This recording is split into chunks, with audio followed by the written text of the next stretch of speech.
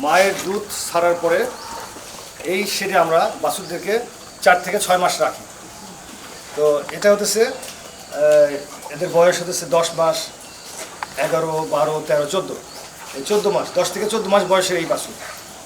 এই বাছুরগুলো এখানে 14 মাস হয়ে গেলে সেক্সিং করি আমরা, সারগুলোকে আলাদা করি, ওখান থেকে আলাদা করি এবং এখানে ডেভেলপমেন্ট দেখি কে কত দ্রুত বাড়তেছে। যে যত দ্রুত বাড়ে তাকে আমরা তত বেশি গ্রেড দিই এবং যে ধীরে বৃদ্ধি হয় তাকে আমরা লো গ্রেডে রাখি। যেগুলো ভালো গ্রেডের বাছুর, অধিক বৃদ্ধিপ্রাপ্ত বাছুর, তাদেরকে আমরা দিই হচ্ছে বীজের জন্য, বীজ কালেকশনের জন্য। আর যেগুলো কম গ্রোথ হয়, অপেক্ষাকৃত দেরিতে বৃদ্ধিপ্রাপ্ত হয়, তাদেরকে আমরা তখন অকশনে দিই।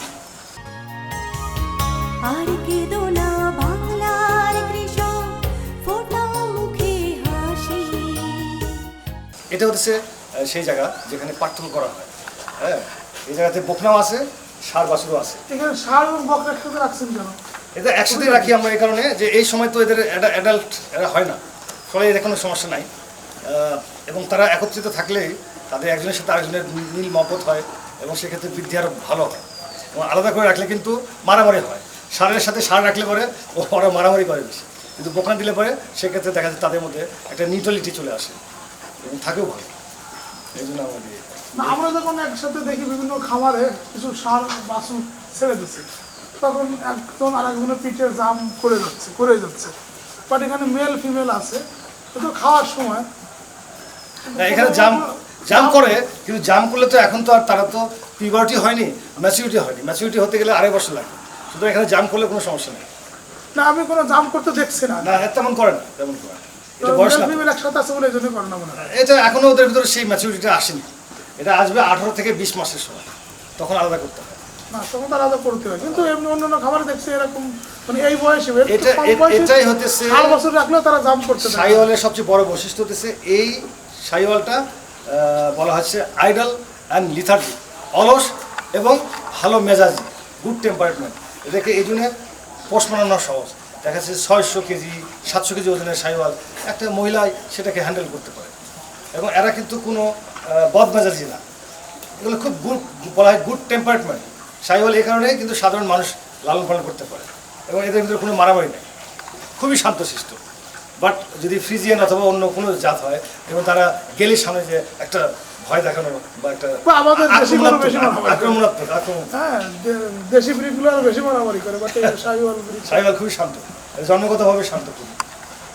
এবং এখানে দেখেন একই সাইজের, আমরা এই সাইজটা বুঝবো কী হবে, এই যে যখন একসাথে খাবে, এই যে এটা যখন একটু বড় হয়ে গেছে, এটাকে তখন আমরা বড়তে ছেড়ে দিই। এখানে 6 মাসের মধ্যে এই জিনিসটা আমরা দেখি। যেটা ছোট সেটা রেখে দিই, কারণ মানে বড়োর সাথে ছোট থাকলে হবে কি, ছোটকে সে মারবে, ডমিনেট করবে এবং খেতে দিবে না, তখন ছোট ছোট হয়ে যাবে, বড় বড় হয়ে যাবে। এই কারণে এখান থেকে মাঝে মাঝে সেপারেশন করা হয়।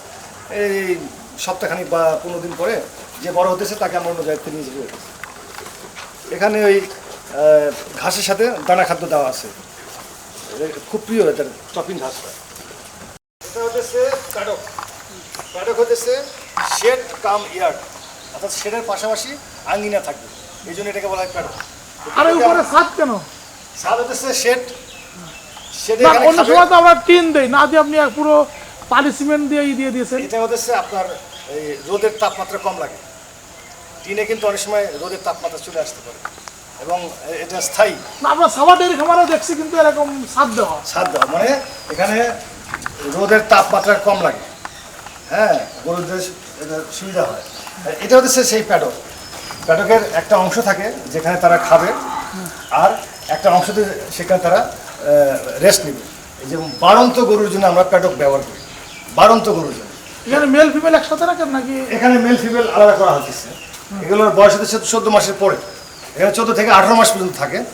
হ্যাঁ, তো এই জায়গাতে এক সাইডে বকনা থাকবে, এক সাইডে ষাঁড় থাকবে। এগুলো হচ্ছে ওদের চেয়ে বড়, এই যে 14 মাসের পরে, এগুলো 18 মাস আছে, 16 মাস আছে। হ্যাঁ, তো 20 মাস হয়ে গেলেই আমরা তখন এটাকে বিভিন্ন প্রজনন কেন্দ্র পাঠাবো, বাছাই করবো। এইভাবে কোনো ভালো হয় আলাদা আলাদা না, কিন্তু আরো যে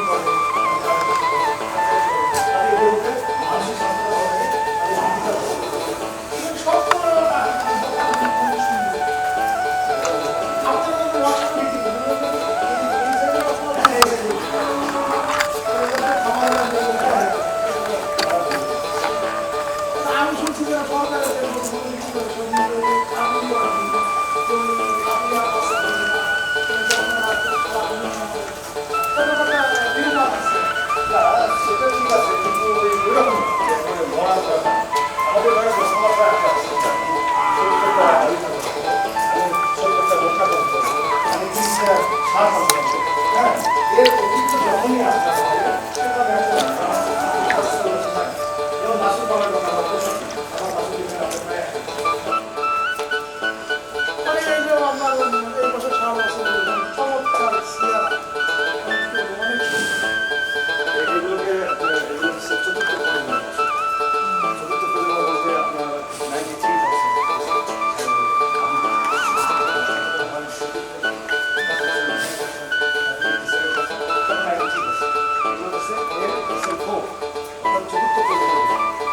এই গরুগুলো আপনার লালন পালন করলে 6 থেকে 8 লিটার দুধ পাওয়া যায়।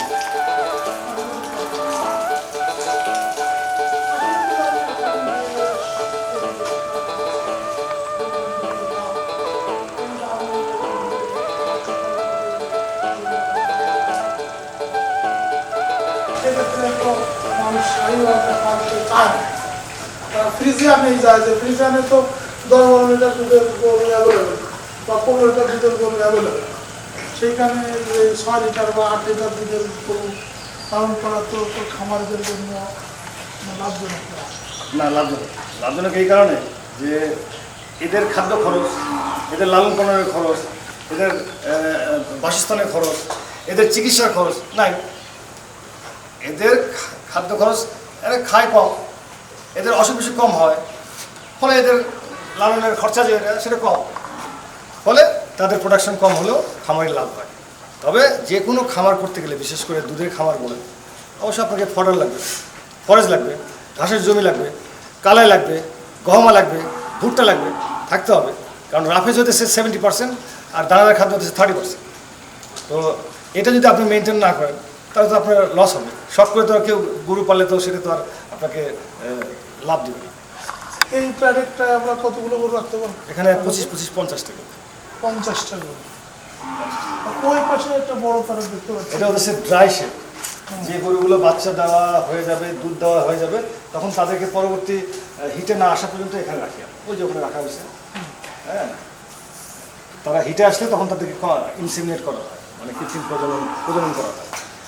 করে সেখানে যখন আবার তারা 5 মাস হয়ে যাবে গর্ভবতী, তখন নিয়ে যেয়ে আবার গর্ভবতী ওই গর্ভবতীর সাথে কারণ 5 মাস পরে যখন আপনি একসাথে রাখবেন তখন মারামারি করলে অ্যাবর্শন হওয়ার সম্ভব। এবং 5 মাসে তাদের কিছু নির্দিষ্ট খাবার দিতে হয়, ওটা না দিলে পরে আবার কিন্তু বাচ্চা বৃদ্ধি পাবে না।